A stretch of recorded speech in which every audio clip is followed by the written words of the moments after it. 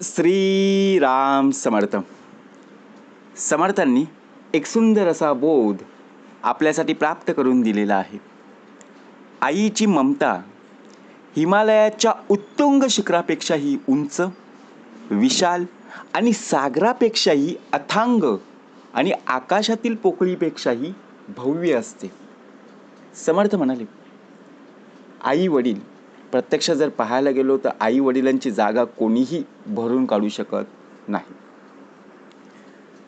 आईची ममता हिमालयाच्या उत्तुंग शिखरापेक्षाही उंच आणि विशाल.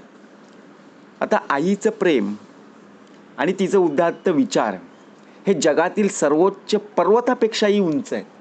आपल्याला डोंगर पाहायला मिळतात, पर्वत पाहायला मिळतात, परंतु आई वडिलांचे जे विचार आहेत, आई वडिलांचं जे प्रेम आहे, त्या पर्वतापेक्षाही कितीतरी पटीने उंच आहे.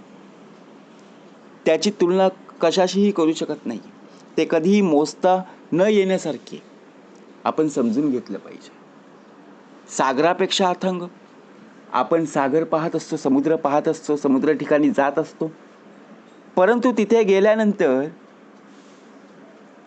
कुठेतरी किनारा पाहायला मिळत असतो, बरोबर की नाही? त्या किनाऱ्यावर आपण उभा असतो, परंतु आपल्याला बघा डोळ्यांनी लाटा पाहायला मिळत असतात, भरती ओहोटी चालू असते, परंतु ज्याप्रमाणे समुद्राचा तळ लागत नाही, तसेच आईच्या प्रेमाचा आणि त्यागाचा अंत सुद्धा लागत नाही. आपण बघा प्रत्यक्षात भरती ओहोटीमध्ये आपण समुद्रकिनारी उतरतो, थोडंफार आपण चालतो, बरोबर की नाही? वाळू असते, परंतु भरतीच्या वेळी आपण जाऊ शकतो का? नाही जाऊ शकत. तसंच आईचं प्रेम आहे, बरोबर की नाही? आकाशापेक्षा दिव्य. आता आकाशात तारे पाहायला मिळतात, चांदणे आहेत, बरोबर? तेच झालं. सूर्य आहे, चंद्र आहे, ग्रह आहेत. आपण जर पाहायला गेलो तर आकाश कुठे संपलेलं आहे का हो? चला, आपण मुंबईला राहतो, मुंबईच्या ठिकाणी आकाश आहे, तर बाहेरच्या देशात आकाश नाही असं कधी झालंय का हो? नाहीये. संपूर्णपणे आकाश व्यापलेलं आहे. या आकाशामध्ये आकाशात पतितं तो यथा गच्छति सागरम सर्वदेव नमस्कारम केशव प्रति गच्छति. सर्व आहेत, समुद्र आहेत, सागर आहेत, झाडं आहेत, डोंगर आहेत, सर्व या आकाशामध्ये व्यापलेलं आहे.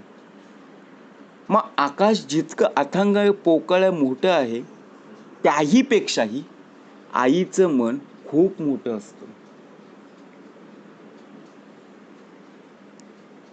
तिची जागा कोणीही भरून काढू शकत नाही. आपल्याला आई वडिलांची किंमत केव्हा कळते? जेव्हा आई वडील आपल्यात नसतात तेव्हा. जेव्हा बघा प्रत्यक्ष आई वडील असतात तेव्हा आपल्याला तिची जाण नसते, आपण उलट बोलत असतो, बरोबर की नाही? आपण ऐकत नाहीये. परंतु ज्यावेळी बघा आपले आई वडील आपल्याला सांगायचे, परंतु आपण ऐकत नसायचो, आणि जेव्हा बघा प्रत्यक्षात आपल्यातून आई वडील जेव्हा निघून जातात, तेव्हाच आई वडिलांची जागा, आई वडील जे सांगायचे ते आपण कधी ऐकलेलं नाही. तिची जागा कधीही कोणीही भरून काढू शकत नाही, कितीही प्रेमाने मायेने सांगणारा आला तरी. कारण ज्यात तिच्या मुलांसाठी सतत प्रेम भरलेलं असायचं. समर्थांनी सुंदर बोध आपल्यासाठी प्राप्त करून दिलेला आहे. एकदा एका मुलाने रागाच्या भरात आईच्या डोक्यात बघा प्रत्यक्षपणे काठी मारली होती. ज्याप्रमाणे आईच्या रक्ताळलेल्या अवस्थेत ती जमिनीवर पडली. लोक त्या मुलाला बघा प्रत्यक्षात त्याच्या पाठीमागे धावले, त्याला चिडवायला लागले. का? कारण त्या मुलाने तसं कृत्य केलं होतं. मात्र आईने उठून बघा प्रत्यक्षपणे बसून, जखमेतून रक्त येत असतानाही त्या मुलाचा राग शांत झाल्यावर त्याला आपल्या मांडीवर घेतलं की नाही? लहान मुलगा होता हो. आता लहान मुलाला आपण मायेनं हाकेने ओरडतो, बोलतो, तरी सुद्धा पण त्या मुलाने काय केलं? रागाच्या भरामध्ये काठी मारली. तरी आईचं प्रेम आईचं मन किती मोठं असतं बघा. त्याला त्याचा राग शांत झाल्यावर त्याला मांडीवर घेतलं. ती म्हणाली, माझा मुलगा चुकीचा वागला असेल, पण त्याला माफ करणारी शेवटी एकमेव आईच असते. बरोबर की नाही? म्हणजे मुलीने कितीही चूक केली तरी आई आपले निस्वार्थ प्रेम आणि ममता कधीही कमी करत नाही. ती प्रेमाची अथांग मूर्ती असते. समर्थ म्हणाले, आईचं मुलावरचं निस्सीम, निस्वार्थ आणि पवित्र प्रेम अधोरेखित करण्यासाठी बघा प्रत्यक्ष जर आपण पाहायला गेलो तर आईच्या अपार त्यागाचा उल्लेख केलेला पाहायला मिळत असतो. म्हणून हे मानवी नातेसंबंध सुद्धा सर्वात मोठं आणि पवित्र नातं आहे. आई म्हणजे मायेची सावली आहे आणि दुधावरची साय आहे, जी कधीही न थकता मुलांची काळजी घेते. आपण लहानपणापासून आत्तापर्यंत बघा प्रत्यक्षात आई वडिलांच्या सान्निध्यातच वाढत आलो ना. कसं प्रेमाने मायेने बघा आपण जिथे चुकलो तरी आपल्याला माफ करायची. ती पहिली गुरु आणि देवच आहे, जी निस्वार्थीपणे त्याग करत आलेली आहे. म्हणजे आईच्या प्रेमाची तुलना जगात कशाशीही होऊ शकत नाही. कारण ते नातं जगावेगळं आहे हो. ती निसर्गातील सर्वात भव्य आणि अथांग शक्ती आहे. आपल्या मुलाला किती टक्के मिळाले, आपल्या मुलीला किती टक्के मिळाले, शेवटी आई वडिलांना किती आनंद होतो की खरंच माझ्या मुलाने अभ्यास केला, चांगले मार्क मिळाले. कमी मार्क मिळाले तरी आई कधीही रागवत नाही. का? कारण आपला मुलगा आहे, आपली मुलगी आहे, अभ्यास करेल हा हेतू असतो. परंतु आईचा त्याग बघा, प्रेम आणि ममता ही विश्वातील सर्वात मौल्यवान ठेव आहे, जिला कधीही मोजता येत नाहीये किंवा तिची कदर न करणे सर्वात मोठं पाप आहे. म्हणून आई वडील का बघा प्रत्यक्षात भाग कसा दिलेला आहे. आई वडिलांची जी शिकवण आहे किंवा आई वडिलांचं जी संस्कार आहेत ते आपल्याला शेवटपर्यंत टिकवायचे. म्हणजेच प्रत्यक्ष जर आपण पाहायला गेलो, मोठमोठे डोंगर जरी आपल्याला पाहायला मिळाले तरी त्या पर्वता एवढे किंवा डोंगरा एवढं प्रेम आपल्याला कुठेही प्राप्त होणार नाही. सागरापेक्षा ही अथांग आणि आकाशातील पोकळी, आता आकाशातली पोकळी भरून निघेल परंतु आईचं मन भरायला बघा प्रत्यक्षात आपला मुलगा किंवा आपली मुलगी उत्तम प्रमाणे कार्य करणं गरजेचं आहे ना. बघा जेव्हा आपल्याला आई एखादं काम सांगायची तेव्हा आपण जर प्रामाणिकपणाने केलं तर आईला सुद्धा आनंद वाटायचा आणि आपण सुद्धा हसत खेळत बघा एखाद्या दुकानावर जायचं असेल तर आपण जायचो.